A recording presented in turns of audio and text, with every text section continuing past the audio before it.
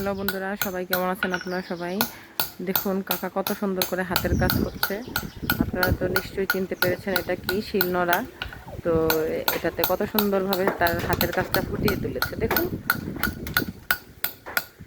এই জন্যই আমি আপনাদেরকে একটা কথা বলবো যে হাতের কাজ জানা থাকলে কখনো না কখনো কোনো না কোনো সময় আপনাদের এই কাজ হোক, যে কোনো কাজ হোক, আপনাদের কাজে লেগে যেতে পারে।